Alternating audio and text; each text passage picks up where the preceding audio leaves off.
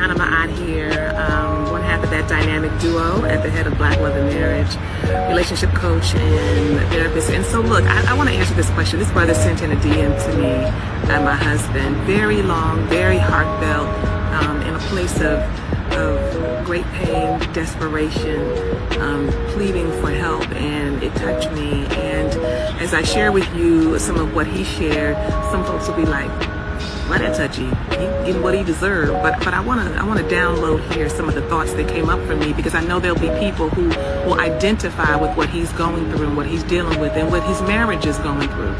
So he and his wife have been married for 17 years.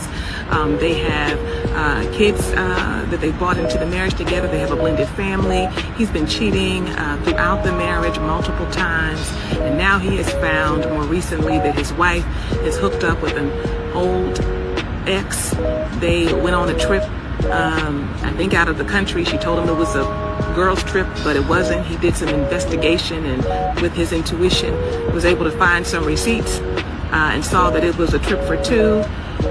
He called her while she was there, and she was saying, I'm on a girls trip, why are you tripping, right? And he even went as far as to drive all the way to the connecting airport that she was supposed to connect, had a connecting flight to come back home to, and he saw her and this gentleman get off the plane, and he recorded them. And so when he picked her up, he said, what were you doing? Just tell me the truth. And she said, I told you I was on a girls trip. And he whipped out the recording and said, I recorded you. And she said, you drove all the way there just so you could record me? That's sad. And she is still denying that there's anything going on, that she's doing anything wrong, and that there's anything happening. I mean, talk about when how many people know when you see something with your own eyes and the person tell you that is not even what happened, I don't know what you're talking about. Right? I want to affirm for you first, brother, that what you see is what you see. But here's the thing. You have owned the fact that you created an environment. I don't know if you understand that. You said, I know I did my dirt. I did these things. I cheated multiple times, and so I know that I've done my stuff. And you said, essentially, I just want her to tell the truth so that we can work on it together. I want us to be together, right?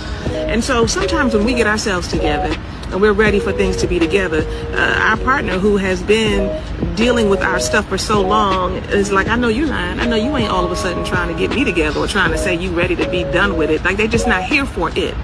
Right? Because you weren't here for it for so long. You have created an environment. You created an environment of distrust. Created a very dysfunctional environment where a wife gets on a plane and rolls out of the country with another man, where you step out several times, where there is distrust and lack of transparency and all kind of stuff happening. You help to contribute to and create that. This is not about blame. This is about responsibility. So the first thing I want you to recognize is that even by your sending the message, kudos to you, my brother. You're taking responsibility. I don't want this anymore.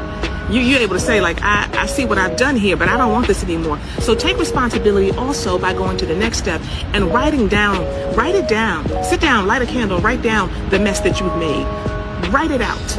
I did this, and I did this, and I did this, and I didn't do this, and I didn't do that, and I've contributed to this, and she's not able to do this. Right? Own it, because radical ownership will be the first thing that will help you shift into a new way of being.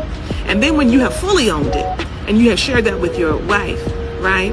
Then you can, with a sense of peace, seek out her truth and seek out her ability to share what she has done, not from a place of judgment, but from a place of wanting clarity so that you all can move forward. She will have to decide whether or not she wants to do that, and whether she's ready to do that, and whether she wants to salvage the relationship with you. But you get to get unstuck. You get to say, I don't want to be this way anymore. You get to change your energy. You get to set boundaries. Even you get to set boundaries as you move along, because you can't stay in a funky ass place for too long, or you'll start to think it's normal, and it's not.